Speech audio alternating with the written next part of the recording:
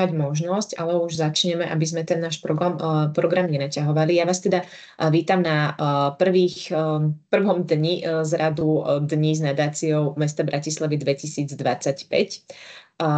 Bude to viacej dní, to vám tak postupne ešte ten program predstavíme, ale teda dnešok je venovaný najmä webináru v rámci grantového programu Community, ktorý vám potom bližšie priblíži jeho koordinátorka Žofia Zakuciová. A ja vám na úvod, ja som Katarína Kaveždy-Cvečková, aktuálna správkyňa nadácie mesta Bratislavy. A kým sa teda dostaneme k tomuto programu, tak ja by som na úvod ešte povedala niečo o samotnej nadácii mesta Bratislavy, o jej vzniku, o jej zámeroch, cieľoch a o vlastne všetkých grantových programoch, aby ste boli informovaní aj o tých ostatných.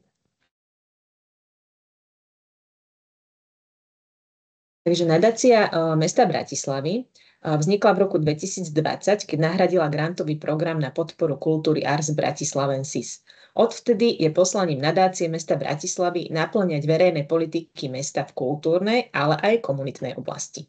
Mesto Bratislava si dalo záväzok, že vytvorí moderný a efektívny grantový systém na podporu kultúry, ktorý bude svojou štruktúrou a vyčlenenými zdrojmi reflektovať význam tejto oblasti pre rozvoj mesta a potreby sektora.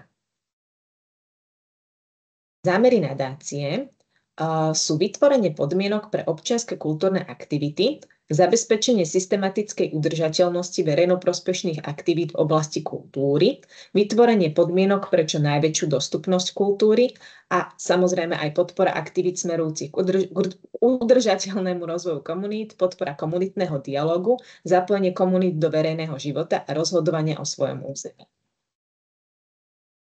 Podpora občianskych aktivít v meste Bratislava spadá pod účely nadácie, k čomu vlastne čím sa spája aj podpora zapájania občanov do vecí verejných a vytváranie komunít. Spadá sem aj podpora kultúrnych a vzdelávacích aktivít smerujúcich k rozvoju a ochrane kultúrnych hodnôt a na to vlastne využívame poskytovanie finančných prostriedkov prostredníctvom grantových programov, a to mimovládnym neziskovým organizáciám, iným združeniam poskytujúcim verejnoprospešné služby, ale aj fyzickým osobám.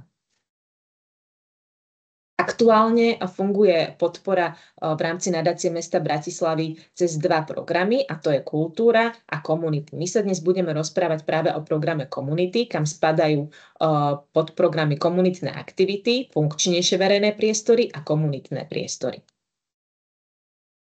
V rámci tohto programu Community je dôležité spomenúť, že ide o podporu komunitných aktivít, prinášajúcich revitalizáciu lokálnych spoločenstiev a rozvoj komunitného a susedského života. Podpora aktivít, rozvíjajúcich občiansku angažovanosť a aktívnu účasť ľudí na spravovaní komunity. Dôležité je spomenúť, že súčasťou rozhodovania o žiadostiach je tzv. Princíp predĺženej ruky, čo znamená, že o všetkých projektoch rozhodujú renomovaní odborníci a renomované odborníčky, ktorí svojimi skúsenosťami a odbornou erudíciou dokážu najlepšie posúdiť kvalitu projektov a čo je dôležité, sú nezávislí a nezávislé od mesta a jeho orgánov. Čo sa týka orgánov, už teda konkrétne nadácie mesta Bratislavy, tak je to správna rada, dozorná rada a teda správkyňa.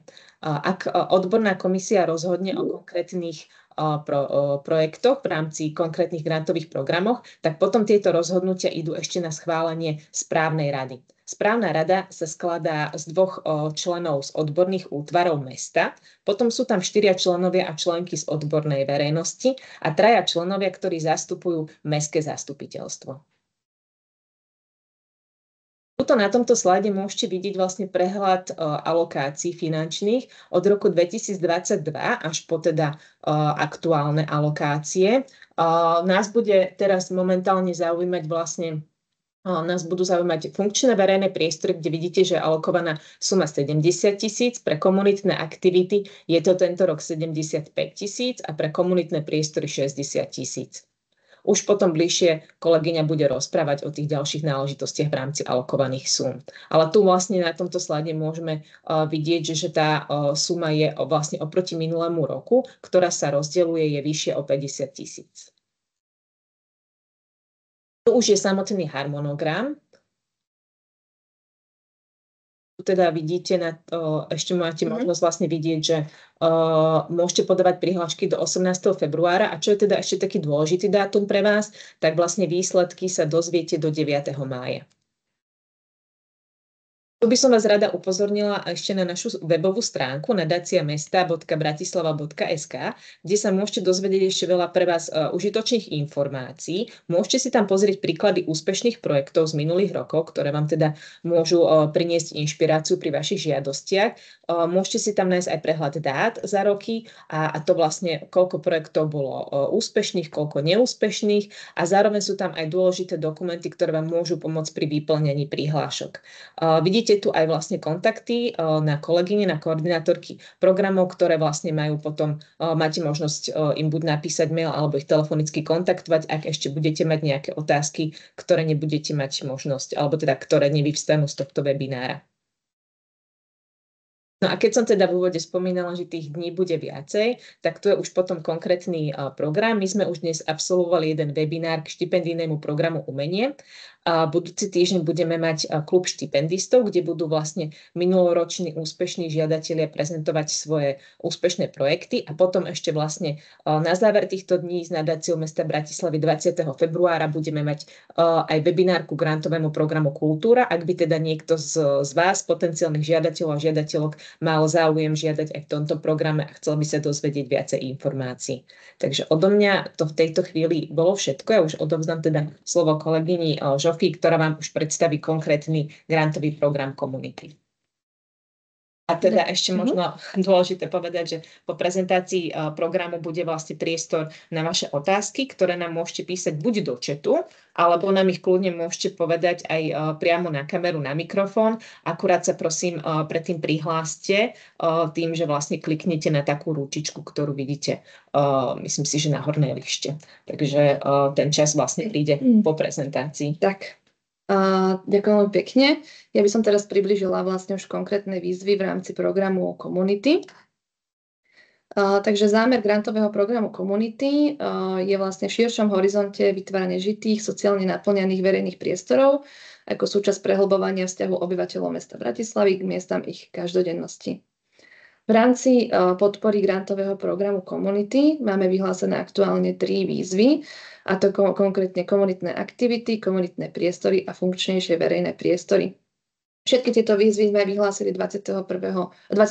januára a možnosť podať žiadosti je do 18. februára. Teraz by som prešla konkrétne k nejakým špecifikám výzvy komunitné aktivity. Prejdeme si takto vlastne všetky 3 programy a potom ešte si ukážeme aj ten systém e-grant, kde sa žiadosti vyplňajú.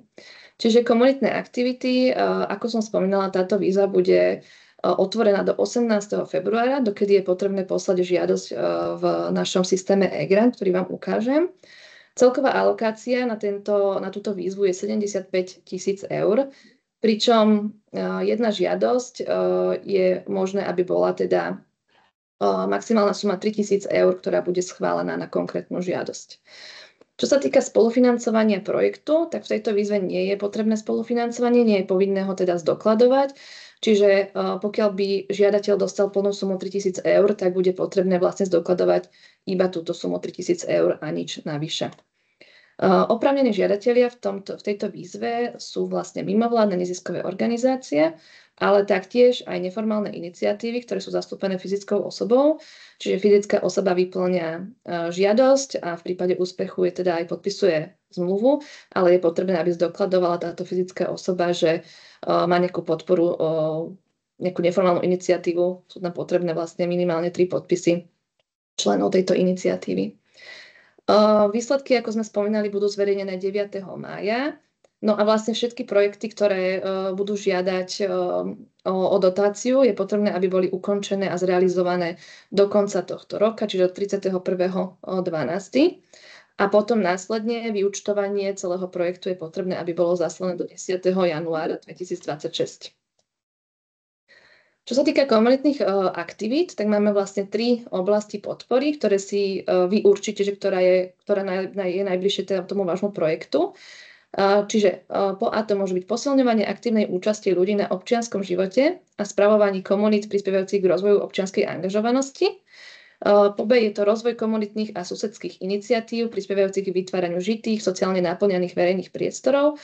A po C, čo je vlastne nová oblasť podpory v tomto roku, je rozvoj iniciatív a aktivít národnostných menšín a rôznorodých komunít cudzincov na území Bratislavy alebo iniciatív a aktivít, ktoré zapájajú tieto skupiny obyvateľstva. S tým, že v oblasti A a B máme alokovaných 60 000 a v oblasti C 15 000 eur z tej celkovej alokácie na tento program. Kritéria pre posudzovanie projektov, ktoré vlastne berie do úvahy naša hodnotiaca komisia, som vám toto aj tak ukázala, sú vlastne vo výzve presne popísané a škálované podľa jednotlivých počtov bodov. Vlastne boduje sa filozofia a kvalita projektu, realizovateľnosť projektu a finančná stránka. Tu vidíte maximálny počet bodov, ktoré viete získať za každú tú kategóriu a už konkrétny popis nájdete v našej výzve na našich stránkach, kde sa to dá celé pekne pozrieť. Teraz prechádzame na druhú výzvu, čo sú komunitné priestory. Vlastne všetky tie dátumy a jednotlivé ukončenie projektu aj vyúčtovania je rovnaké ako pri komunitných aktivitách, čiže výzva trvá do 18. februára, výsledky budú 9. mája, ukončenie projektov musí byť v rámci tohoto roka, čiže do konca decembra. No a zúčtovanie projektov je potom 10. januára 2026 do tohoto termínu. Komunitné priestory, tu máme celkovú alokáciu 60 000 eur, pričom jeden projekt vie získať maximálne 5 000 eur. V tejto výzve je povinné už aj spolufinancovanie, a to konkrétne 10% zo schválenej sumy. Čiže opäť príklad, keby niekto získal plnú podporu 5 000 eur, tak okrem týchto 5 000 eur musí zdokladovať ešte aj 500 eur ako spolufinancovanie. Oprávnení žiadatelia sú mimovládne neziskové organizácie. Cieľom výzvy komunitné priestory je podporovať činnosť a udržateľnosť komunitných priestorov, čiže centier, klubovní a podobne, ktoré realizujú celoročnú činnosť a utvárajú komunitný život mesta. Chceme podporovať činnosť komunitných priestorov a zároveň pomáhať organizáciám, ktoré prevádzkujú tieto priestory v nestabilných situáciách, ktoré zvyšujú ich zraniteľnosť v dôsledku rôznych faktorov. Opäť kritériá, ktoré budú posudzované v rámci tejto výzvy, sú zverejnené priamo vo výzve, konkrétne vypísané, ale teda opäť je to isté ako pri komunitných aktivitách, že sa posudzuje filozofia, kvalita projektu, realizovateľnosť projektu a finančná stránka projektu. No a posledná výzva sú funkčnejšie verejné priestory, kde máme celkovú alokáciu 65 000 eur. Tu máme vlastne možnosť, že môžu žiadať aj právnické osoby, aj neformálne iniciatívy zastúpené fyzickou osobou, pričom právnické osoby vedia žiadať o maximálne 6 000 eur a neformálne iniciatívy o 2 000 eur. Spolufinancovanie je taktiež rozdelené, pričom neformálne iniciatívy nemajú povinné spolufinancovanie, čiže nemusia dokladovať nič nad rámec, ale právnické osoby, tu je potreba vlastne 10% zo schválenej sumy, aby bolo zdokladované ako v rámci spolufinancovania. Tu je vlastne špecifikum ešte to, že v rámci tých právnických osob, ktoré môžu žiadať, sú to teda samozrejme mimovládne neziskové organizácie, ale taktiež aj správcovské spoločnosti. Termíny zostávajú rovnaké ako pri ostatných výzvach. Potrebné zase je, aby boli projekty ukončené v rámci tohoto roka a potom vlastne najneskôr 10.1.2026 aj poslaná záverečná správa s financovaním. Ciele výzvy funkčnejšie verejné priestory je fyzická regenerácia a revitalizácia verejných priestranstiev na komunitné účely, čiže rozširovanie priestorových kapacít komunít, oživenie a premena nevyužívaných verejných priestranstiev tak, aby zlepšili možnosť trávenia voľného času vo verejnom priestore pre všetkých a prispeli k posilňovaniu kvality života v meste. Ciele tejto výzvy sú zamerané na nasledovné atribúty. Po prvé, pobytová kvalita susedských priestorov, verejných priestorov lokálneho významu. Po druhé, komunitný rozmer regenerácie a ekologický rozmer regenerácie. Funkčnejšie verejné priestory majú také špeciálne špecifikum a to je vlastne, že V rámci tejto výzvy my podporíme projekty na základe rovnomernej distribúcie zdrojov, čiže na území celej Bratislavy, čomu rozumie podľa okresov 1 až 5. Tak v každom tomto okrese podporíme projekty do výšky 10 000 eur z celkovej alokácie. No a zvyšných 15 000 eur sa teda rozdelí hodnotiaca komisia medzi najvyššie bodovo hodnotené projekty bez ohľadu na to, že v ktorej mestskej časti bude ten projekt vytvorený.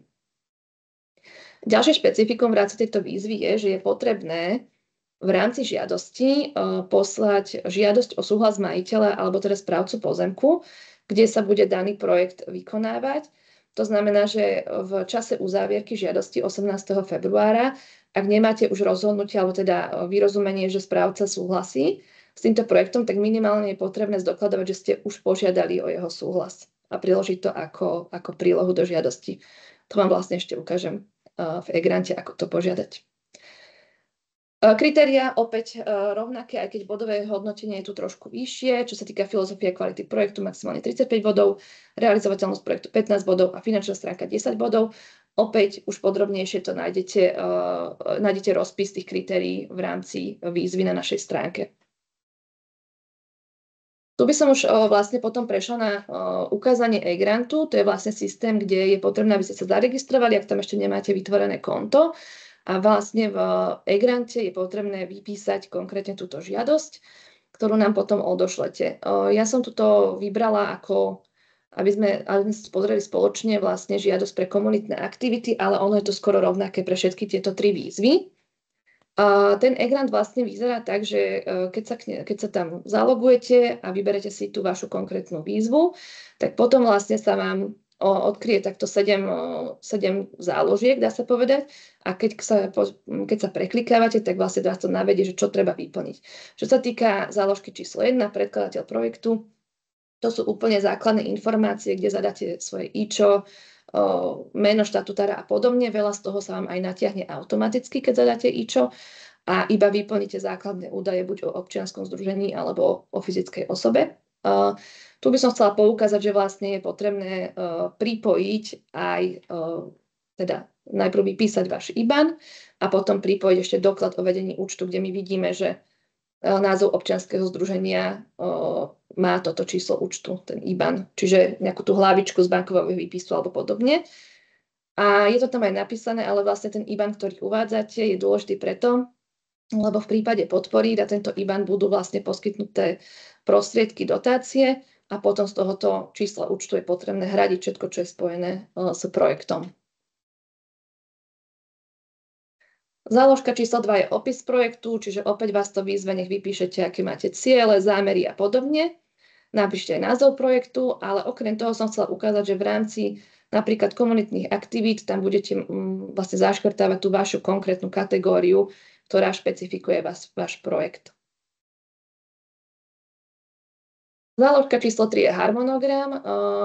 Je to tu všetko aj popísané vlastne, že ten projekt môže mať trvanie maximálne teda do 31.12.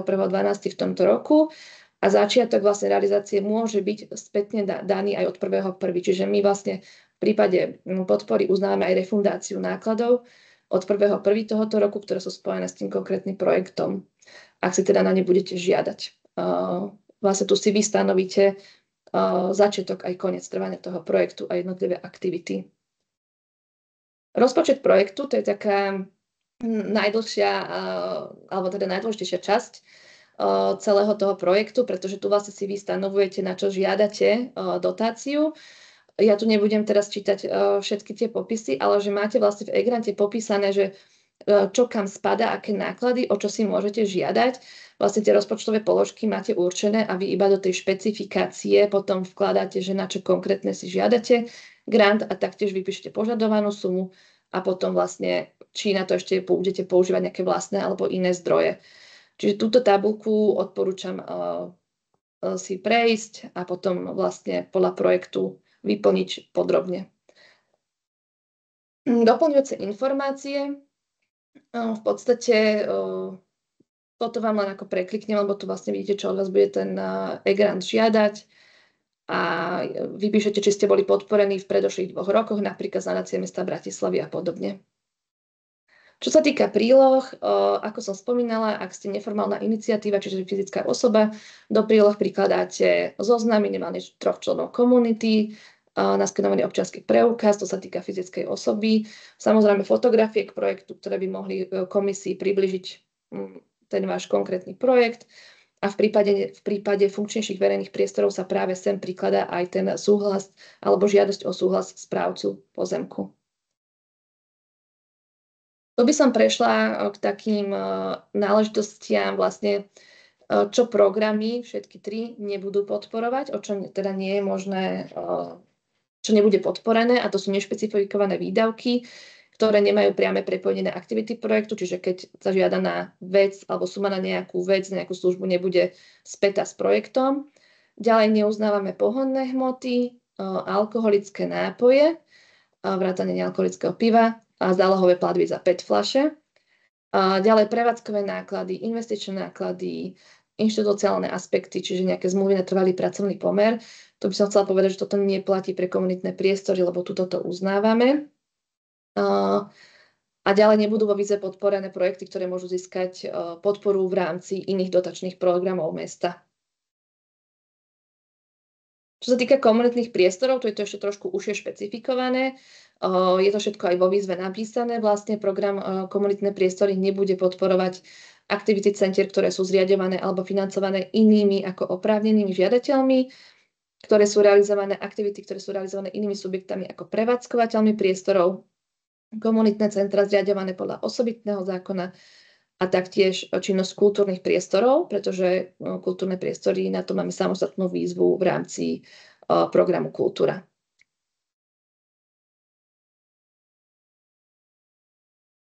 Tu si to už iba zhrnieme nejaké dôležité informácie. Ako som spomínala, aktivity v rámci projektov musia byť zrealizované do 31.12. Je možná teda aj refundácia nákladov, ak si teda požiadate aj o ne v rámci harmonogramu. Žiadosť o grant musí byť zaregistrovaná a odoslaná v elektronickom systéme nadácie, čiže v tom e-grante, ktorý som ukazovala. Vlastne odporúčam si to nenechávať na poslednú chvíľu, pretože nikdy neviete, čo sa môže stať. Čiže naozaj, že žiadosti, ktoré budú prijaté aj minútu po polnoci, už teda 19.2. my automaticky vyraďujeme a vlastne akceptujeme len žiadosti, ktoré sú do tej polnoci toho 18.2. v systéme odkliknuté na tej poslednej strane, že odoslať, takže treba si na to dať pozor, lebo je to potom škoda. Čo sa týka žiadosti, tak vlastne v rámci jednej výzvy je možné podať jednu žiadosť, ale celkovo môžete podať 3 žiadosti vo všetkých výzvach nadácie pre rok 2025. Čiže komunity same o sebe majú 3 výzvy vyhlásené, prípadne ešte kultúrne budú tiež 3 vyhlásené výzvy. Takže maximálne 3 výzvy si môžete v 3 výzvach podať v rámci nadácie mesta Bratislavy. Čiže musím v elektronickom systéme byť vyplnené všetky požadované informácie, povinné prílohy a žiadosť potom netreba fyzicky posielať poštou. Stačí teda, keď to v tom systéme odkliknete a budete to mať ako odoslané v systéme. Poštou netreba teraz nič posielať. Dôvody vyradenia žiadosti, čiže neregistrovaná žiadosť nepodaná v systéme do stanoveného termínu, potom ak není kompletne vyplnená so všetkými informáciami, ktoré sú potrebné pre jej posúdenie, pokiaľ tam nie sú povinné prílohy, pokiaľ nespadá do konkrétnej výzvy, vieme žiadosť vyradiť, alebo nespĺňa stanovené kritériá, alebo v prípade skrytej duplicity, že sa podajú 2 rovnaké projekty pod napríklad, že od 2 rôznych občianskych združení, tak samozrejme, že to nie je akceptovateľné, ak je ten projekt rovnaký. No, alebo keď bol žiadateľ už vyradený v predchádzajúcom období. Tuto iba tak narýchlo zhrniem celý mechanizmus, aby ste si možno vedeli predstaviť ten grantový cyklus. Čiže ako prvé vychádza von výzva a komunikácia o tejto výzve, konzultácie žiadosti, ktoré vlastne práve teraz prebieha do 18.2.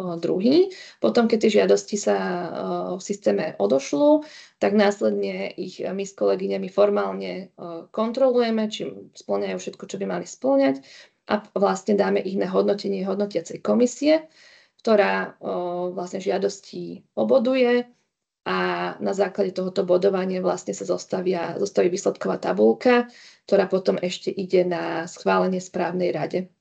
No a potom vlastne toho 9.5. je zverejnenie výsledkov a následne sa pristupuje k podpisu zmluv.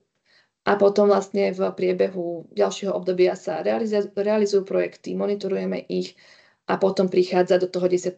vlastne potreba napísať tú záverečnú správu a zaslať nám vyúčtovanie.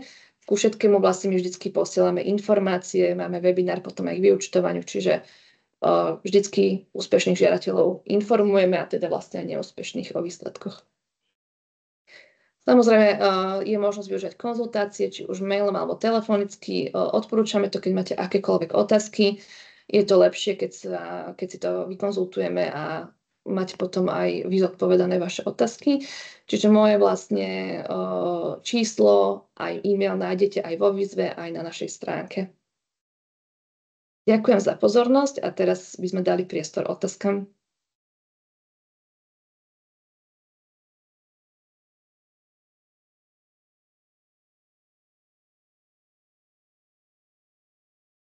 Nech sa páči. Prosím, zapnite mikrofón, môžete hovoriť. Sme spolu. Áno, dobrý deň. Chcela som sa opýtať, len upresniť, vlastne ohľadom témy, že jedna výzva z jedného programu. Community to je jeden program. Takže keď máme tam komunitné priestory, komunitné podujatia a verejné priestory, môžeme len jeden z tých troch vybrať. Nie.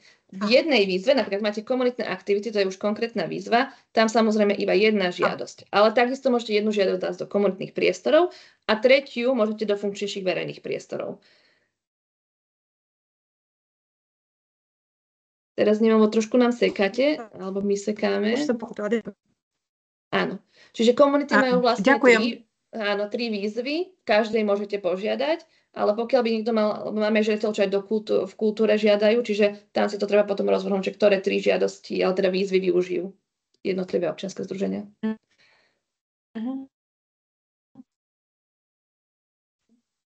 Ďakujem. Páči sa.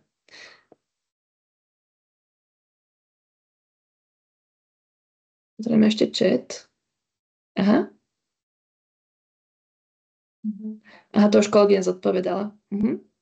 Ale zodpovedám aj pre ostatných. Bola otázka, že v prípade rozpočtovej položky, ktoré sme si vlastne ukazovali, môže sa jedna položka prečerpať na úkor inej položky, ktorá potom bude nižšia. Áno, vlastne je to aj vo výzve napísané aj v zmluve potom, že je možné 20% z jednej položky bez toho, aby ste žiadali o zmenu, využiť v nejakej inej položke, ale teda maximum je teda 20% z celkovej sumy.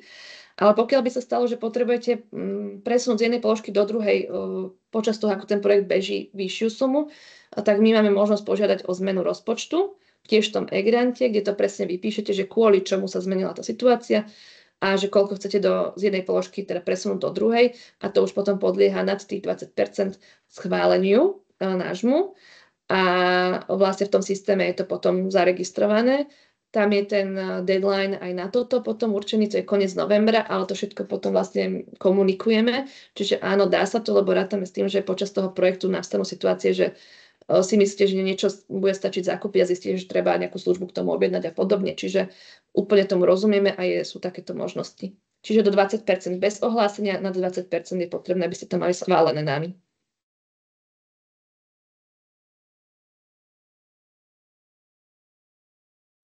Dobre.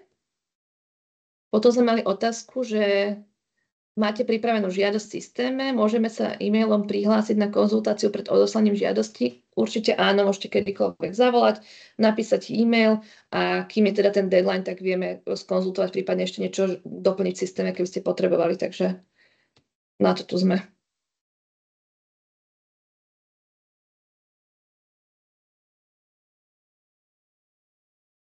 Kľudne sa môžete ďalej pýtať.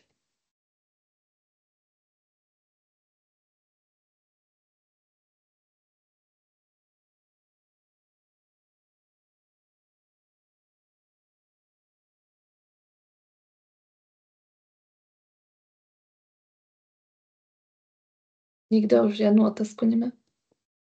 Áno, nech sa páči. Kľudne sa pýtajte. Sme spolu.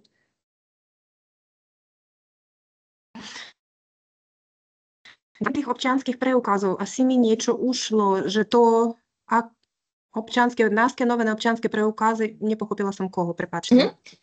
Jasné. V niektorých výzvach môžu žiadať aj fyzické osoby, nielen občianske združenia. Pokiaľ žiada fyzická osoba, tá musí naskenovať občiansky preukaz. Pokiaľ žiada občianske združenie, IČO, prípadne DIČ je úplne postačujúce. Takže to sa týka len fyzických osôb. Fyzických osôb. Dobre, ďakujem. Prosím.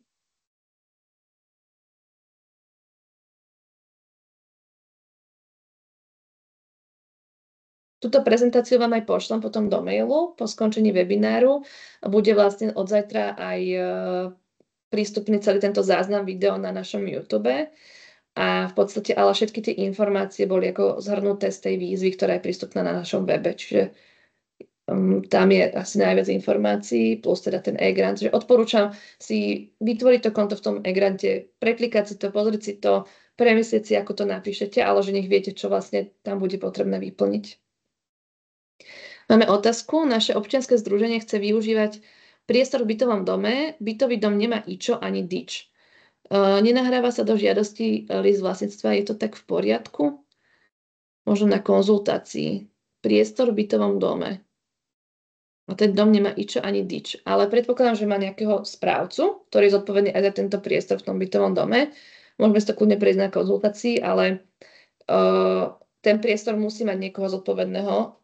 Čiže ak je to akože nebytový priestor v rámci bytového domu, predpokladám, že správca toho bytového domu bude mať potom vlastne informácie, ale teraz, že nemá IČO ani DIČ, ale vlastne to občianske združenie, ktoré žiada, musí mať IČO alebo DIČ. Čiže buď bude ten dom ako správcovská spoločnosť žiadať, máme aj takéto prípady, ale vlastne vtedy je ten žiadateľ tá správcovská spoločnosť. A pokiaľ to chcete vy ako nejaká iniciatíva, tak buď fyzická osoba, s tým, že od nich budete mať vlastne nájom toho priestoru, alebo potom vlastne, ak máte občianske združenie, tak to konkrétne občianske združenie. Lenže musí byť nejak zdokladované potom vlastne, že to občianske združenie využíva tie priestory toho domu. Čiže kľudne mi zavolajte, lebo to je asi niečo špecifické, ale najprv je potrebné si určiť toho žiadateľa, že kto to bude. Či ten bytový dom, tá správcovská spoločnosť, alebo máte nejaké občianske združenie. Aha, naše občianske združenie chce využívať.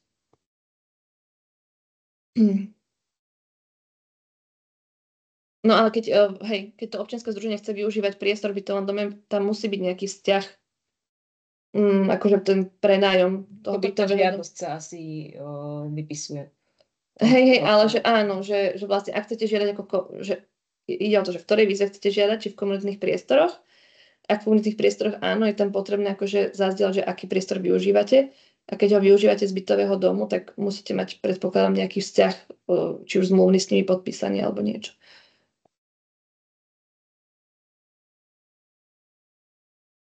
To vlastne sa v tej žiadosti tiež vyžaduje potom zdokladovať vzťah k tomu priestoru. Čiže je potrebné mať to nejak zmluvne ošetrené potom.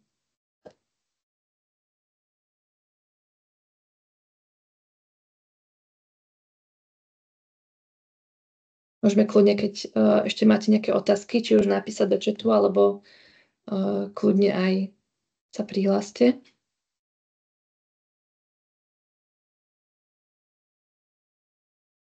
A keby už neboli otázky, tak pokojne mailom, telefonicky, keď vás ešte niečo napadne, to sa stáva, že počas toho procesu, ako tú žiadosť už budete vypisovať a dávať do systému, tak určite nejaké otázky ešte budete mať.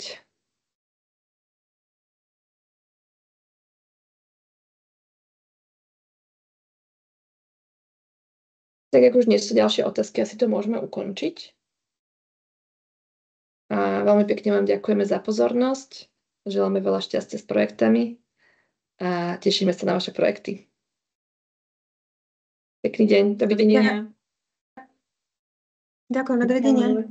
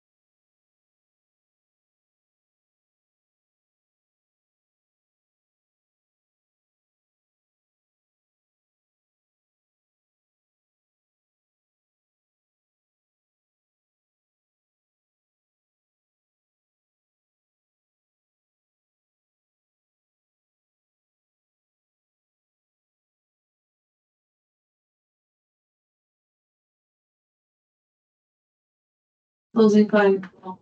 To môžeme to taký manuál ináč vyskúšať, akože kedy v oktobri. Vyučtovať som. Ale však by sme mohli, však vidia, by som to najradšej už teraz